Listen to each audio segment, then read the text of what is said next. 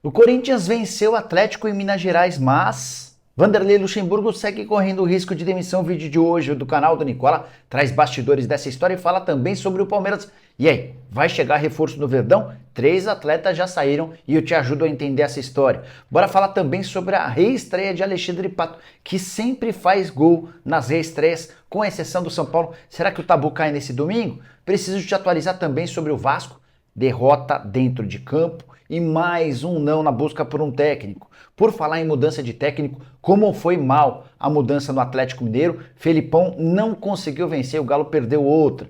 Tem ainda novidade importante no Cruzeiro, reforço que vai deixar o torcedor mais animado, as últimas do mercado, bastidores, finanças e muito mais. Antes, deixa eu só me apresentar, me chamo Jorge Nicola, jornalista esportivo, e a missão por aqui é deixar você por dentro das últimas do seu time do coração. Para não perder nada, só apertar esse botão vermelho de inscreva-se. Combinado? Bora contar que todo esse conteúdo é um oferecimento de 1xBet. Estou mostrando na tela os jogos desse domingo no Campeonato Brasileiro com os meus palpites. Santos e Goiás, vou de vitória do Santos ou empate. Fluminense e Internacional, vou de Flu.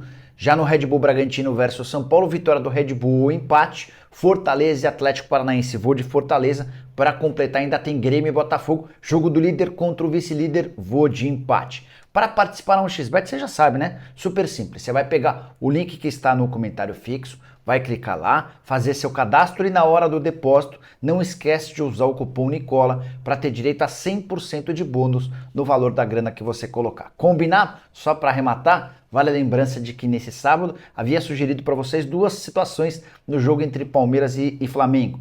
Resultado de 1-1 e ambas as equipes marcam e as duas deram super certo.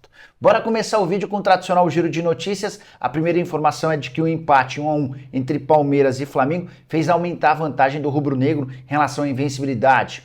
O Flamengo não perde no Allianz Parque desde 2017, já são 6 partidas sem tropeços com 2 vitórias e 4 empates, aproveitamento de 55% dos pontos. Quero contar que a minha portuguesa arrancou o empate contra o São José aos 99 minutos de jogo, aos 54 do segundo tempo, cobrança de pênalti confirmada pelo Krigor. Já Bruno Lage deve desembarcar no Brasil, mais especificamente no Rio de Janeiro, na quarta-feira para iniciar seu trabalho no Botafogo. Ele sai de Portugal na terça-noite. De Gea, depois de 12 anos de Manchester United, está fora do clube. Informação já foi dada como oficial. O United busca um novo goleiro, o Onana, que hoje pertence à Inter de Milão, é o grande alvo. Você gostaria do De Gea no seu time? Para mim, um dos melhores do mundo. Fechando o giro de notícias, o Al Hilal de Jorge Jesus está de olho em Verratti. Os caras acabam de perder o Cuéllar e para a reposição do Cuéllar querem um dos melhores volantes do mundo, o volante italiano do PSG. Já Thiago Volpe, ex-goleiro do São Paulo, segue marcando gols no futebol mexicano. Na vitória do time dele, o Toluca, por 2-0 contra o Cruz Azul, o Thiago Volpe de pênalti marcou. Já são 5 gols em sua passagem pelo clube mexicano. E a última saideira do giro de notícias é triste. Cenas de guerra no Frasqueirão, depois da derrota do ABC por 1-0 para o Criciúma. O ABC é lanterna, jogadores foram alvos de pedradas, teve carro com criança passando apuro, cenas lamentáveis e mais. Os jogadores já imaginavam que isso aconteceria e não viram ninguém da diretoria tomando providências. Eles inclusive ameaçam fazer greve e não jogar mais pelo ABC, que é a lanterna da Série B. Bora falar sobre o Vasco da Gama.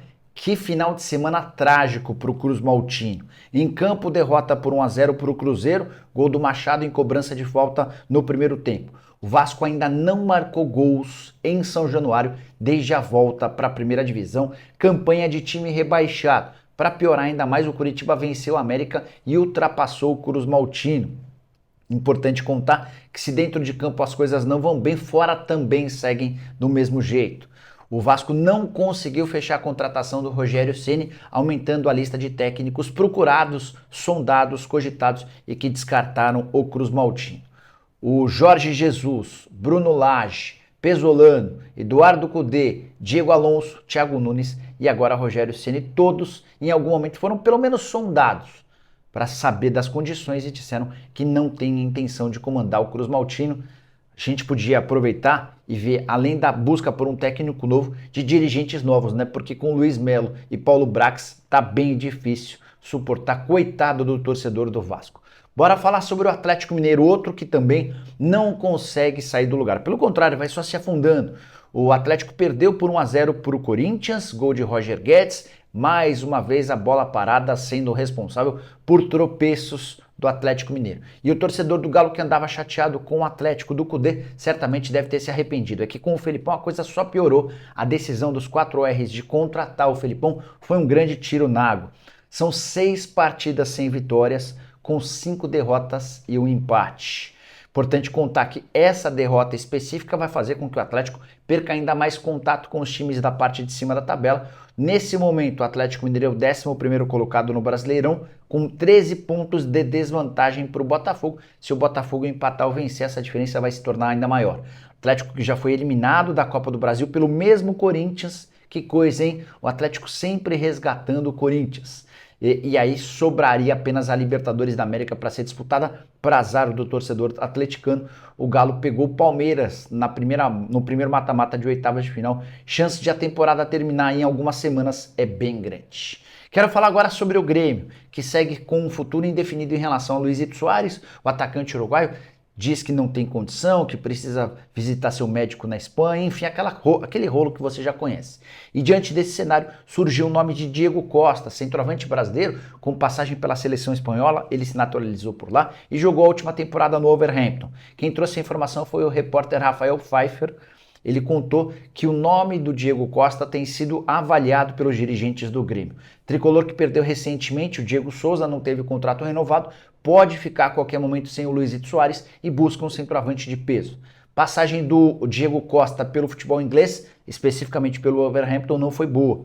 25 jogos, um único gol marcado. No início do mês de julho, o próprio Wolverhampton já disse que não tinha nenhuma intenção de renovar seu contrato. Passagem do Diego também pelo Atlético Mineiro não foi das melhores, um cara de vestiário complicado, queria que ele fosse sempre o titular absoluto, enfim. É uma aposta arriscada, mas é o Grêmio se mexendo em busca de um novo camisa 9. E se está em busca de um novo camisa 9 é porque deve estar entendendo que o Luizito Soares não vai ficar. Quero falar sobre o Cruzeiro. Ronaldo Fenômeno, enfim, resolveu abrir os cofres. Desde que se tornou dono da SAF do Cruzeiro, os investimentos pequenos, contratações baratas ou de jogadores gratuitos. Mas isso vai mudar nos próximos dias. É que o Cruzeiro se acertou para a compra de Arthur Gomes. Atacante de 25 anos de idade, atacante de lado de campo, revelado no Santos com passagens por empréstimo para Chapecoense e Atlético Goianiense, até que ele se muda para Portugal, vai muito bem no Estoril e é comprado pelo Sporting de Portugal por 2.900.000 euros. O Cruzeiro, inclusive, vai investir um pouquinho mais do que isso, cerca de 3 milhões de euros ou 16 milhões de reais para comprar o jogador em definitivo. Ronaldo conseguiu, junto ao Sporting, um parcelamento em muitas vezes para diminuir o impacto desse investimento. É a primeira vez que o Cruzeiro coloca a mão no bolso e faz uma contratação desse tamanho. O Arthur Gomes é que tipo de jogador, Nicola? Te dizer que não é melhor, por exemplo, do que o Wesley, atacante que foi contratado do Palmeiras para o Cruzeiro, mas é alguém que tem bons números, que já jogou, por exemplo, Champions League, fez gol no Tottenham, enfim. Ele traz uma bagagem do futebol do exterior, atleta empresariado pelo pai do Neymar, e deve se juntar ao Matheus Pereira, esse sim um reforço de extrema qualidade, muito bom jogador, pertence ao Al Hilal, está fora da pré-temporada, comandada por Jorge Jesus, e tem negociações avançadas com o Cruzeiro. O Matheus Pereira quer muito jogar no Cruzeiro, é torcedor da Raposa e tem feito um enorme esforço. Cruzeiro indo ao mercado para tentar melhorar seu time, de olho no segundo semestre. Bora falar agora sobre a reestreia de Alexandre Pato. O atacante já está relacionado para o confronto contra o Red Bull Bragantino, marcado para a tarde desse domingo em Bragança Paulista. O Pato vinha de um processo longo de recuperação por causa de uma cirurgia no joelho, ao qual ele se submeteu no ano passado. O torcedor do São Paulo há bastante tempo, e aí o Pato estreia quando? Tanto a diretoria quanto o Dorival entenderam que seria importante que o Pato fizesse a maior pré-temporada possível para que ele voltasse com confiança e em boa condição física, e isso vai acontecer nesse domingo. A tendência é de que ele não seja titular e ganhe alguns minutos na etapa final. A curiosidade é que o Pato tem 10 estreias ao longo da carreira, pelos clubes pelos quais passou e também por seleção. E nessas 10 estreias, o Pato só não marcou gols pelo São Paulo. Foram 2 estreias no São Paulo. A primeira passagem e a segunda passagem ele vai para a terceira. Em todas as outras estreias, incluindo seleção brasileira, teve gol do Pato. Será que esse tabu cai hoje? Só para relembrar a memória de vocês, Primeira estreia do Pato com a camisa do São Paulo contra o CRB, jogo da Copa do Brasil, sem gols, CSA, não foi CRB não, exatamente o oposto do CRB, o CSA sem gols, e depois com o Botafogo na segunda reestreia, esse jogo contra o Botafogo, esse do Brasileiro, o CSA na Copa do Brasil. Para a partida desse domingo, em que o São Paulo tenta manter o embalo das vitórias contra Atlético Paranaense e Palmeiras, Caleri, Luciano e Alan Franco seguem de fora, já haviam se tornado desfalques no decorrer da partida contra o Palmeiras. Bora falar sobre Vanderlei Luxemburgo. Luxa está livre do risco de demissão depois da vitória contra o Atlético Mineiro por 1-0 em Belo Horizonte? A resposta é não. Luxemburgo segue ameaçado, segue correndo o risco de demissão apesar do triunfo. É que a avaliação interna é de que o trabalho do Luxemburgo, especialmente dentro de campo, não funciona. As duas exceções foram as classificações contra o Atlético Mineiro na Copa do Brasil e a vitória agora no Campeonato Brasileiro por 1-0. O Corinthians só não avançou na troca do técnico porque ainda não encontrou um comandante à altura. Existe uma pressão muito grande para a queda do Vanderlei Luxemburgo. O Corinthians já está no mercado observando treinadores, mas não conseguiu achar ninguém legal.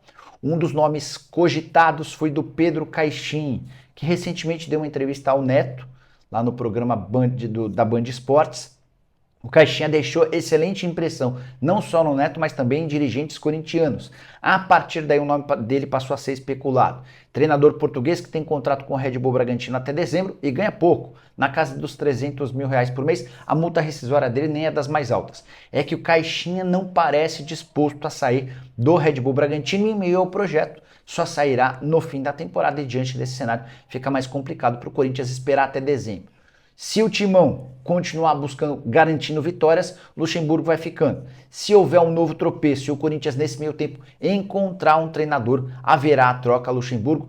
Além de não conseguir resultados, também já tem alguns desentendimentos importantes com atletas do elenco, entre eles Roger Guedes. Bora fechar o vídeo para falar sobre o Palmeiras correndo em busca de reforço. Não é aquela pressa, aquele desespero. Mas o Palmeiras, bem a seu estilo, Anderson Barros e Leila Pereira, está em busca de contratações. A primeira opção é de volante, não haverá investimento alto. Wallace, Matheus Henrique e Jean Lucas, que são os nomes mais badalados, custam muito caro e o Palmeiras quer um volante mais barato. Nicola, Palmeiras perdeu jogadores, vai contratar? Você deve saber que o Palmeiras negociou nos últimos dias o Giovani, que é um ponta, o Navarro, que é um centroavante, e o Tabata, que é um meia. São 3 perdas. É importante contar que Giovani e Tabata foram para o Catar e o Navarro para o Orlando Raptors dos Estados Unidos.